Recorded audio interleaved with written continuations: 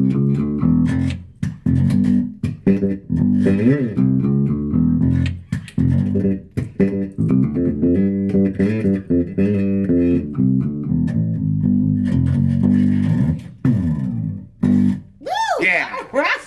All right. Welcome to Gab and Jam, episode 312. All right. So, I just started off with bass line that I just learned from PB Bass, and we could put it in the description below. Right. He was just talking about this bass line from the Michael Walden 1979 album that he came out with. Tim Stevens played the bass on that, right? Mm-hmm. And I just watched that video. Oh. So it's a groovy bass line. I didn't quite get it quite right, what I was just playing, but he goes into detail how to play it completely, how to play it right, cool. And I just did it off of memory, but hey, that is a great video to check out. Oh. Okay. All right. Our episode is 7 tips for creating social media content on a budget for the DIY rockstar. Yeah. It was inspired by Bandzoogle. I'll put their link below. But the crux of the thing is, we were talking earlier that social media is almost a must for the current DIY rockstar. Yeah, it's just the way our world functions today. Yeah. And even it's not social media, it's the internet. Mm-hmm. It's the way that things function. It's the way things are sold. I don't care how, brick and mortar, it does mean something if you're, doing like a vinyl release or something mm-hmm. like that. But even with that, your way of communicating with that brick and mortar. Right, to reach more people. Yeah. Internationally. That way. Or even just sometimes just communicating with the store or whatever else, you're going to have to use these tools. And that's what it is. It's a tool. So it doesn't make sense to say, I'm not going to do it. Right. It's just a tool. That's it. Yeah. All right, so, and of course, as DIY Rockstars, we feed the beast. And ideas are one thing, but then sometimes you have these grand ideas. I know for music videos, sometimes I'll have a grand idea, and then it's like, okay, but how realistic is it? So these are things that you can do on a budget, so you don't have to worry about breaking the bank or going out and doing things that are elaborate in order to do the social media content. Right. All right, so the first thing is plan your budget, was their suggestion. So have your goals first, but be realistic about how much you're working with. So, and I guess I'm mentioning that because I was thinking about us with the funnels.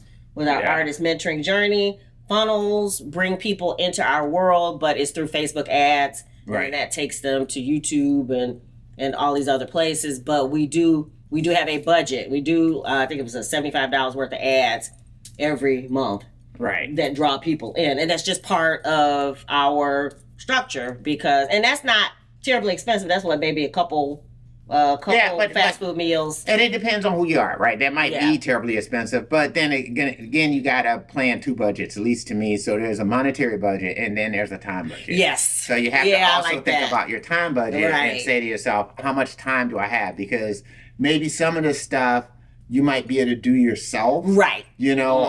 But it may take a lot of time. Right. So, you might say, I don't have $75, but I do have 6 hours of time that I can put towards this. Yeah. And in that 6 hours, you might be able to accomplish what you may have done with the $75. Yeah, that's true. So think about it that way. I like that too. I like that. So, that's even better.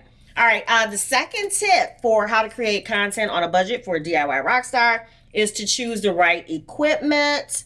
So the kind of camera, lighting, and mic make a difference. Right. But you have to choose what works for you at every stage. We talk about the stages in our book, Be the Next DIY Rockstar Handbook. Right. And so if you're early on, you might be using what's available, as in your phone, for your microphone, your camera. Right, because your phone is basically a Swiss Army knife. Yes, it is. Because it has everything. It can have your studio, it could have your video, your music studio, your video studio, your editing live studio, right? You say, editing suite, whatever it is, it could be everything. Right. So that's true. But just like a Swiss Army knife, it's gonna have a little teeny weeny knife. It's gonna have a little teeny weeny and that might get you going, but then you wanna may need to, kind of expand upon that and use other things, So But at the same token, to the extent that you're saying, oh man, I don't have that stuff, right. you always do have that Swiss Army knife if you have, a smartphone. Yeah. So. Yeah, and I really you lean into that. Especially if you're just starting out, you're not even sure what you want to do. Yeah. Just for those first few things. Because sometimes it's just getting things done. It's getting content out there. It's getting stuff exposed, you know, because that's the beauty of where we are today is that I think, the issue of quality is more subjective than before. Yes. And the consumers today are more, at least from what I've seen, they seem to be more concerned about your content than your actual quality. Right. So, I mean, if you look at people based on, the amount of followers they have, and then you look at maybe the quote unquote quality of their videos, you might feel like, wait a minute, for the amount of followers you have, your quality isn't there. Right. And that is because people are following, are engaging based on the content. Right. They like the content. And so that's why at the end of the day, you want to make sure, to the extent that you're trying to appeal to your fans, that they're seeing your content. Yeah. So this is about getting that content out to them. Right. Yeah. And getting it out there as cheaply and, and time efficiently as you can. I like that. All right. So the next tip for creating social media content on a budget is make your own sets. So their ideas were be creative. I know for us, we have leaned into the green screen, but you can vary up your location. Locations don't have to cost. No. I mean, I've seen music videos. One person I really loved the music video was done in a park. Yeah. And in the dirt, she was in the bushes and she started digging and then she found this thing, but it all was done in a park. Yeah. And I'm like, that was cool. And it was DIY, but it was fresh. It was original. It's like, it really, it grabbed me, even though it was something that, it was cheap. It was easy. Yeah, that's a good idea. I mean, I didn't think about that. That would be a good one for like More Love Planet. But just you said, kind of saying that, it's like that would be kind of nice for that. But anyway, I digress. That's true. I mean, it is about that. And I've seen people like I follow like Rick Beato, some of the other people out there, but I've seen him just do videos where he's just walking with his cell phone and he does a video. I mean, so. And that goes back again. I mean, some of his videos are very well produced. You can tell he does it in the studio and all the rest of that stuff. But he also did the one with the phone because he understands it's about the content. Yeah. So at the end of the day, that's about making sure the content's out there. Yeah. And that goes to the next point that they made, which was DIY it.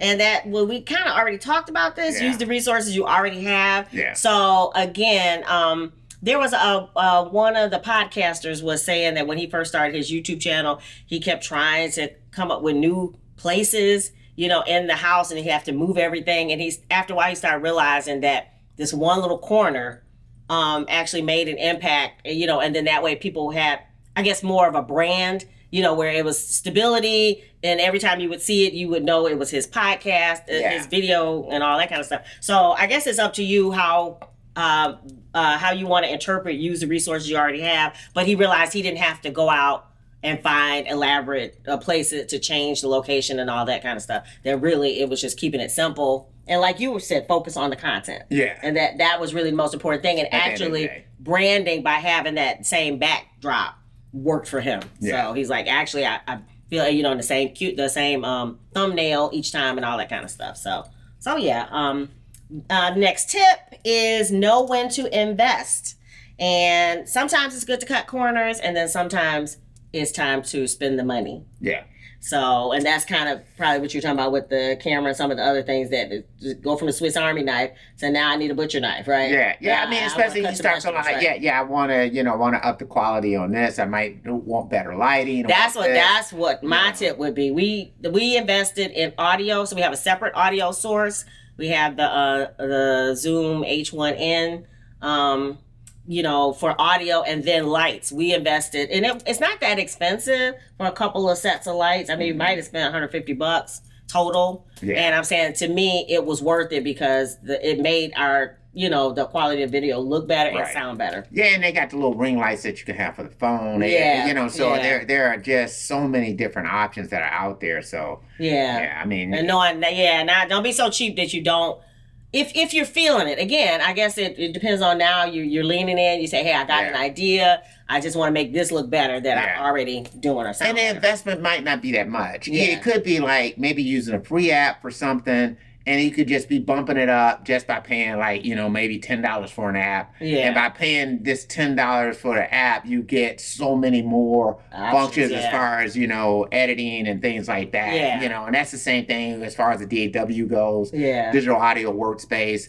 If, a workstation, I should say, that you may want to lean into it and say, okay, I've been using a free version of blah, blah, blah, but, I don't like it. It doesn't feel right, but I've tried this particular D.I.Y and I really like it. And then it might be worth it for you to lean into it, to invest in that. Yeah. Because sometimes working in an environment that you like makes you a lot more efficient. Yeah. Or if it has those extra features. Yeah, that's true too. Yeah. But sometimes it might cut the time that you have to spend actually creating. Yeah. Instead of going I know for me, if I have to take something out of one app and put it into another, again, that's more time, that's saving, that's files and transferring and all that. It's so much easier if you can bring it in, do everything you need to do, and then spit it back out. Yeah. And I mean, and that's to me the upshot of like the Apple stuff. Mm-hmm. Is that, Apple gives you free stuff, whether it's Movie Maker or like GarageBand. So Movie Maker is kind of like a scaled down version of Final Cut Pro, right? Yeah. And then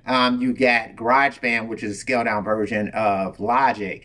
And to the extent that you've been using those and you find limitations, the good thing that I found, at least with Logic, is that once you buy it, you don't have to pay for any upgrades. Oh, yeah. It's like, all upgrades are free. So it's a nice little chunk, when you buy it. Right. I think it's like $200 or something like that. And so you have to pay that. But the good thing, at least for the computer, is that it's not a subscription model. Yes.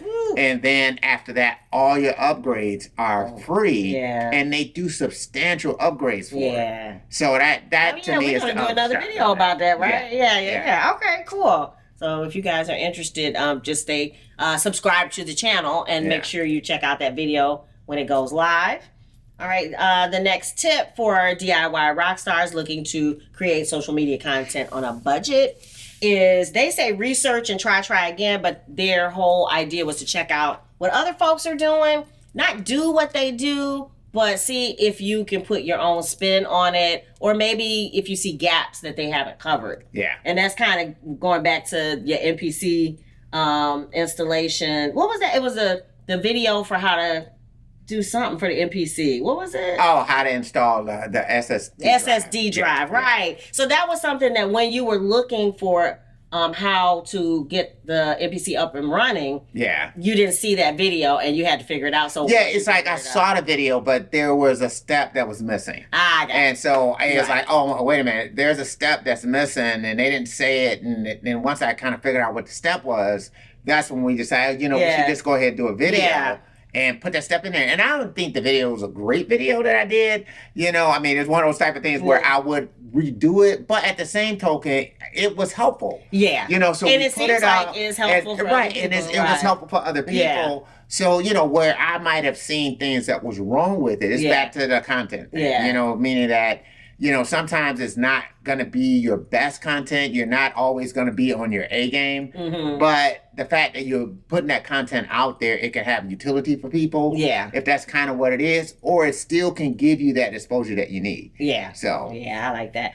And then finally, the seventh tip for creating social media content on a budget for D.I.Y Rockstar is that Tenacity is free. So just sticking with it and doing, we keep talking about the consistency, and that is, we kind of think is kind of the key to our quote unquote success is just showing up for work for 7 years, right? Yeah. So don't give up. That is the main thing. Once you find what it is that you want to do, don't give up. Yeah. No matter. Just keep going. And that kind of goes back to the other point. It's like you're never going to be perfect on these videos or whatever that you're doing. There's always going to be room for improvement. Yeah. And so, but that doesn't mean that you don't keep moving forward. Yeah. So. Yeah. All right, so what do you guys think? What tips did we leave out for creating social media content on a budget?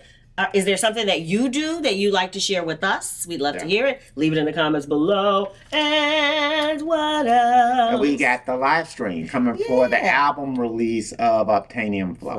On December 1st. December 1st. 7 o'clock Eastern. 7 o'clock Eastern PM. Yeah, that's right. And of course, we have t-shirts available. We'll have the links below. Retro Flow version. Yeah. And of course, the clouds. Yeah. Yeah. So if you dig the vibe and you want to be a part of the tribe, be sure to subscribe. We're wishing you love, peace, and chicken grease. Yay.